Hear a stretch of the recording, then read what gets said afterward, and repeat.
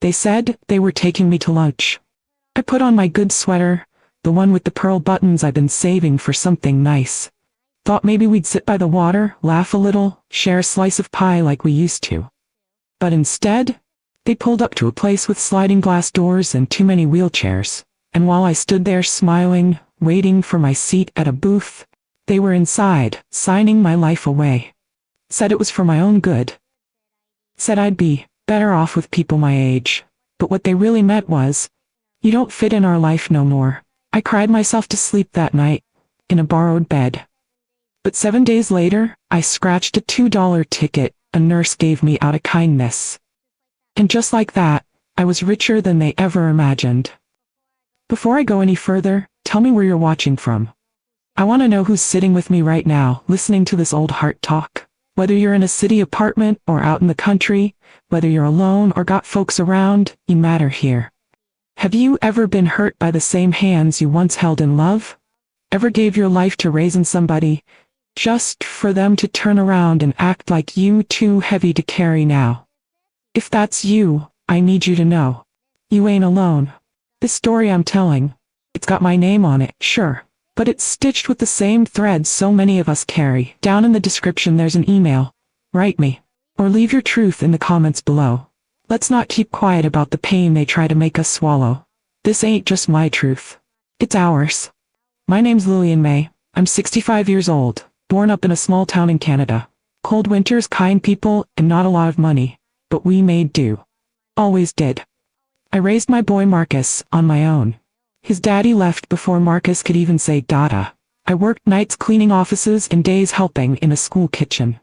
Some days I'd go to bed with my feet throbbing, my hands cracked from bleach and dish soap. But I never complained. My boy was fed. He had shoes.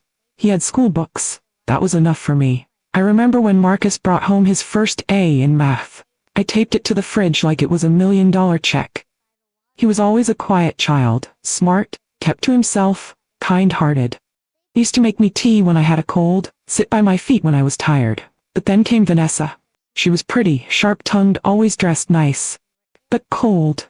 Real cold. Never called me Ma. Always Lillian. Like I was some stranger from church she barely knew. I tried. I really did. I brought pies to their place, offered to babysit when they had their first baby, but she never really let me in. I started noticing things, small at first. Marcus would forget to call me on Sundays, even though we always talked after church. They stopped inviting me for holidays. When I'd ask about Christmas plans, he'd say, "It's tight this year, Ma, maybe next time." One Thanksgiving, I made a whole meal, turkey, greens, yams, and waited. Nobody showed. I sat there with my apron on, pie still warm, and a table full of food I couldn't finish alone. That's when I felt it, a shift. Not loud, not cruel, but silent, like they were slowly backing away, one visit at a time. And even then, I still didn't believe my own child could leave me behind. But I was wrong. It was my birthday. Woke up early, heart light, smile already on my face. I laid out my Sunday best, the navy dress with white lace trim, took my time getting ready like I used to when I was younger. Put on earrings Marcus gave me years back for Mother's Day, the last gift he ever really gave me. Around 9, the phone rang. It was Marcus. His voice sounded bright, too bright. "Happy birthday, Ma," he said. "We want to treat you today." I lit up. Thought maybe they'd finally remembered. Thought maybe we'd go to that diner I liked, the one with the peach cobbler and gospel music playing low in the back. Vanessa pulled up in that shiny black SUV. She smiled, just her lips, not her eyes. Marcus got out, hugged me quick. No card, no flowers. But I pushed the disappointment down. The ride was quiet, uncomfortable. I asked about the kids. He gave short answers. Vanessa just tapped on her phone. My gut told me something was off. But I told myself, "You overthinking, Lillian. Let him surprise you." But when the car slowed down, it wasn't no diner. It was a building with big glass doors and a sign that said Crescent Pines Long-Term Care. I looked around, confused. Thought maybe we were picking someone up. Marcus got out first. "Come on, Ma," he said, holding the door like everything was normal. Inside, the lady at the front desk smiled too wide, like she already knew my name. Vanessa whispered something to the receptionist. Marcus was already flapping through a folder of papers. I asked, "What is this?" Vanessa said it smooth, like she'd rehearsed it. "You'll be better off here. with folks your own age. I felt my chest go tight. I looked at Marcus, waiting for him to say it was a joke. But he didn't even meet my eyes. They signed those papers so fast, like they couldn't wait to be done with me. No party, no cake, just a clipboard and a room key. That's when I knew. Lunch was never the plan. They brought me here to leave me. A young girl from the front desk, couldn't have been more than 22, walked me down a quiet hallway. The walls were soft yellow, but it didn't feel warm. It felt like waiting. She opened the door to a small room. 2 beds, one already taken. A curtain hung halfway across the space and an old woman behind it was snoring soft. "This one's yours," she said, pointing to the bed by the window. I looked around, confused. I thought, this was just for lunch? She smiled like she'd heard that before. "Your name's already on the dresser, Miss Lillian." I stepped closer and saw it, a printed label. Lillian M. Johnson, room 214. I ran my hand over it. The wood was chipped, worn out. Not like the dresser I had back home, the one Marcus helped me move in years ago. I turned back to ask where my son was, but the hallway was empty. No footsteps, no goodbye, just quiet. I walked to the window, trying to make sense of it. Maybe he went to park the car. Maybe this was all a mistake. My hands were shaken. My breath felt shallow. I sat on the edge of the bed staring at the white walls. They really left me? My purse was still zipped. My birthday card, if they had one, never made it to my hands. My sweater felt too tight. My throat, too dry. I asked the nurse when dinner was, and she smiled and said, "We serve supper at 5:30, Miss Lillian. You'll get used to the routine." But I didn't want no routine. I wanted my family. I wanted my life. That night, I laid down in a bed that smelled like bleach and surrender. The kind of smell that tells you this place wasn't made with love. I curled up on my side, faced the window, and cried so quiet, not even God could hear it at first. No candles, no calls, just the hum of an old radiator and the echo of being forgotten. That's when it hit me. They didn't just drop me off. They let me go. The next morning came slow. I heard carts rolling down the hallway before the sun even came up. Nurses checking vitals, doors creaking open, folks coughing on the other side of the wall. But I didn't move.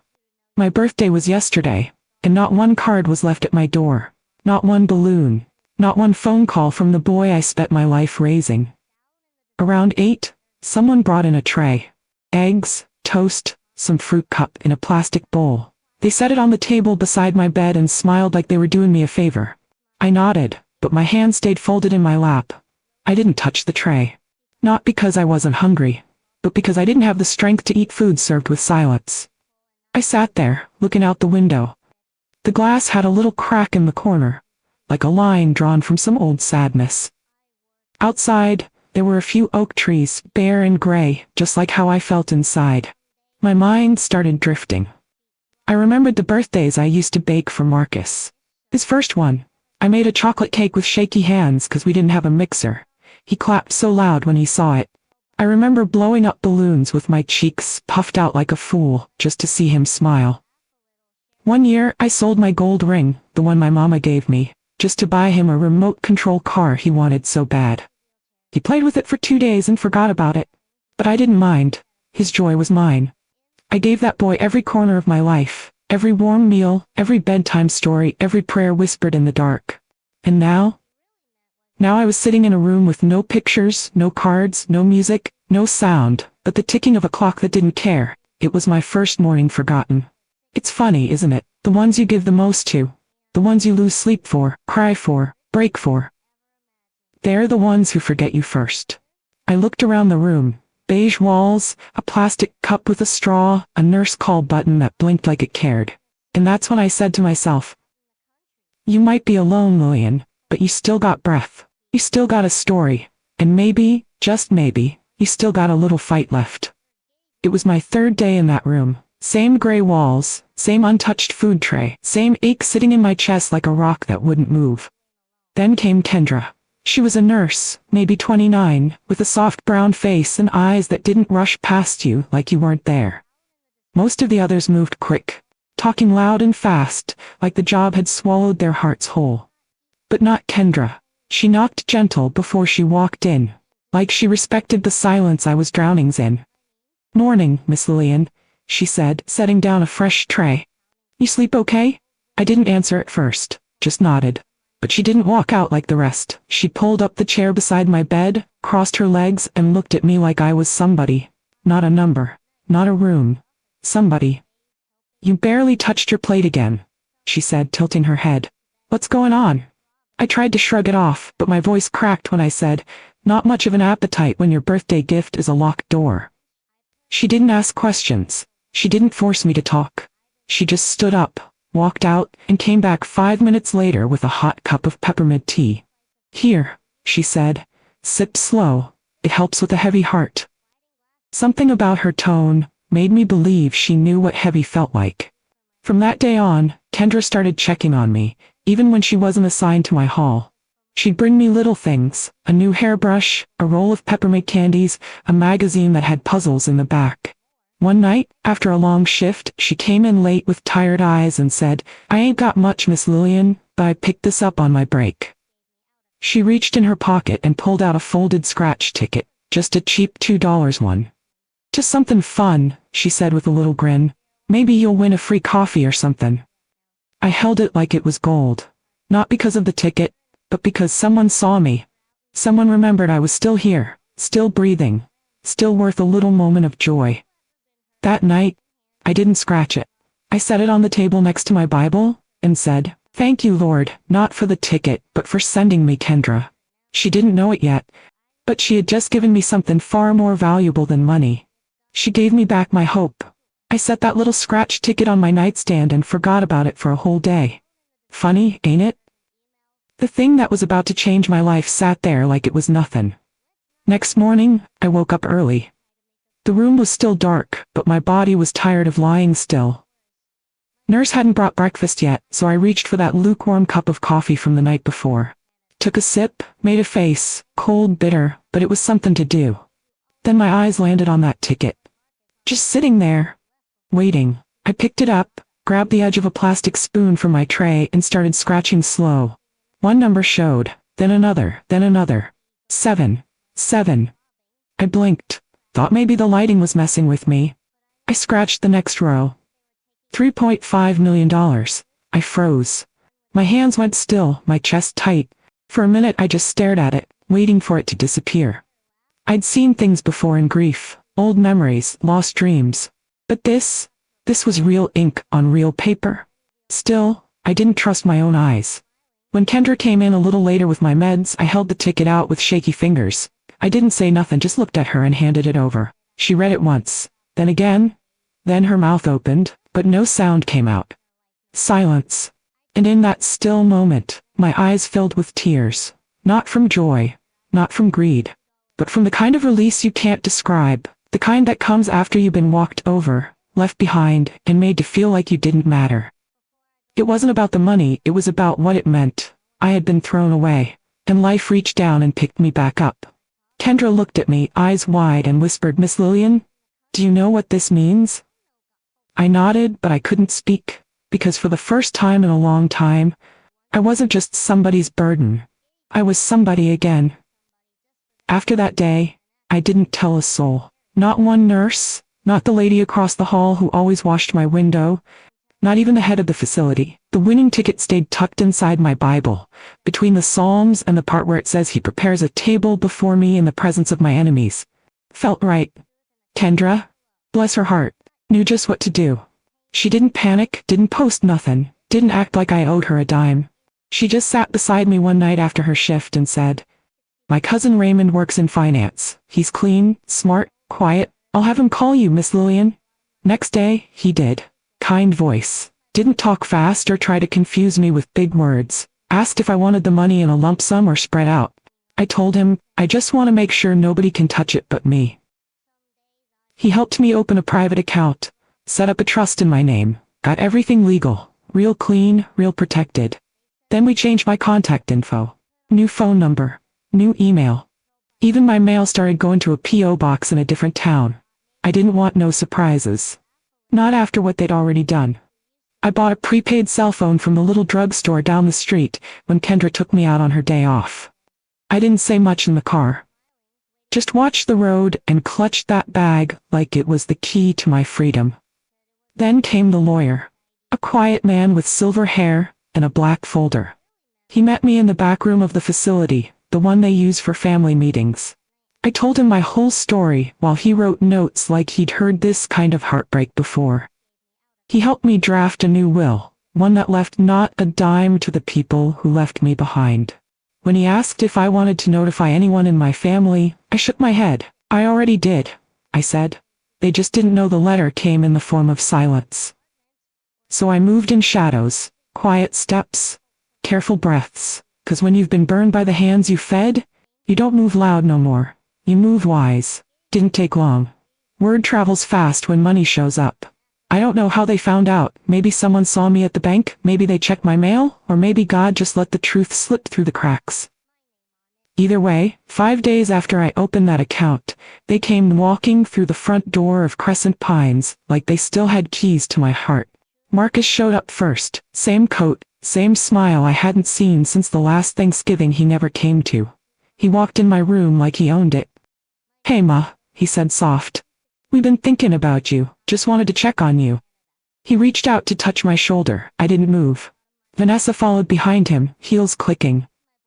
Like she was headed to brunch, not the room of the mother-in-law she threw away.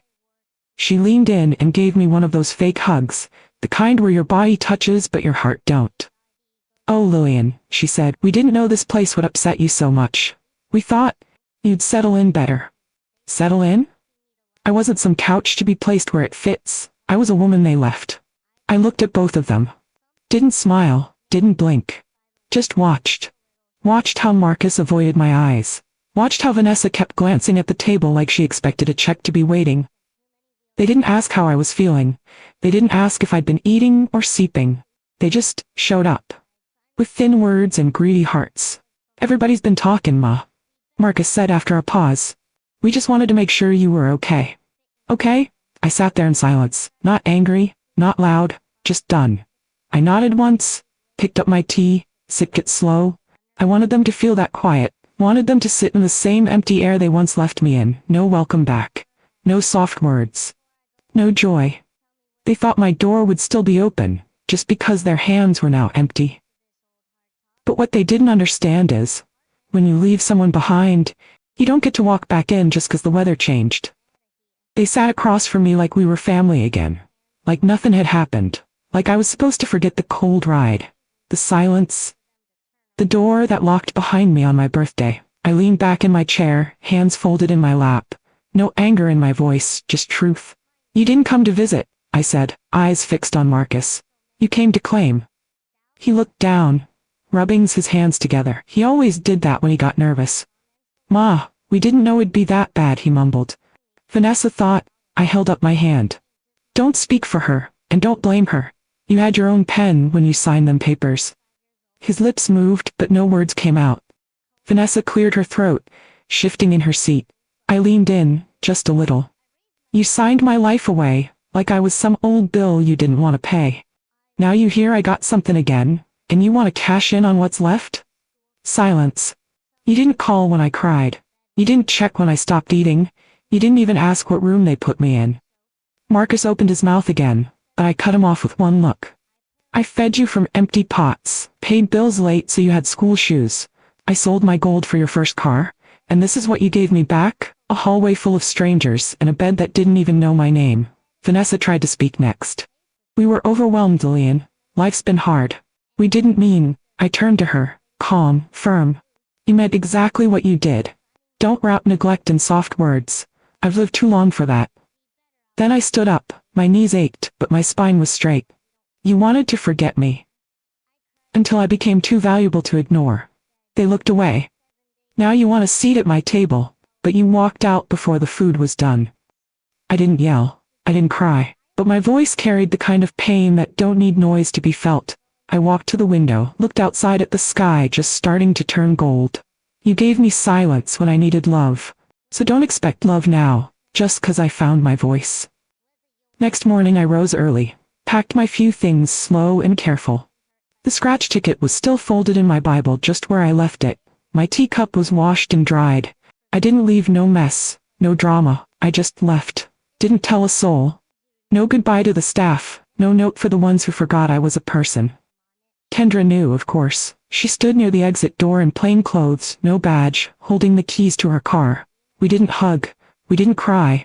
She just squeezed my hand and said, "You don't owe nobody your peace, Miss Lillian. Go find it." We drove quiet through the back roads, sunlight spilling through trees like God himself was saying, "Well done." I used the money to buy a small cottage by a lake. It wasn't fancy, just 1 floor, 2 rooms, and a porch that caught the morning light. But it was mine. Every piece of furniture I picked myself.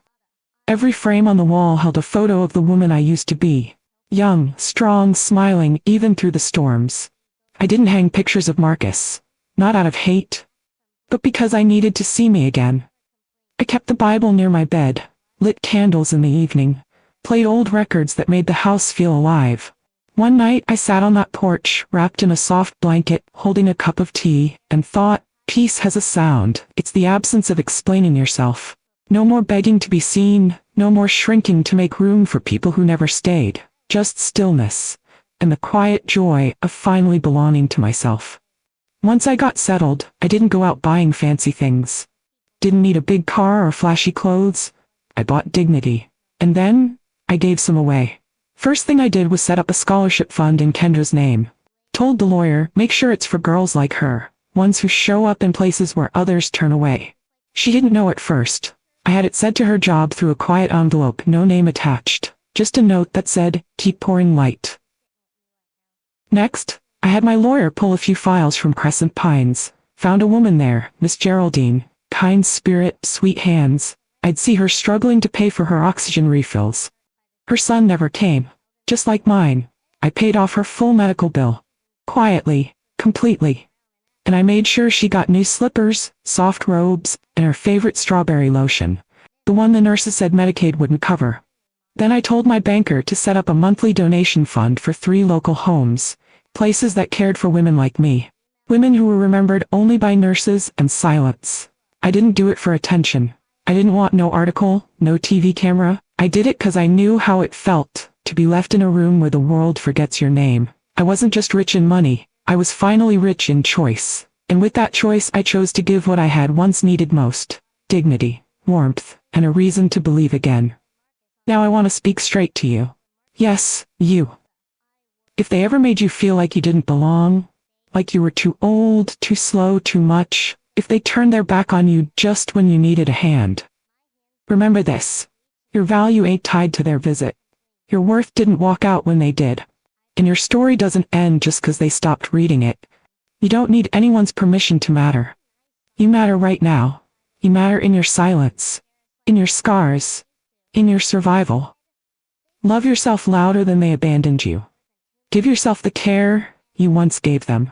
Hold your own hand when theirs stay closed. You don't need a room full of people to feel whole.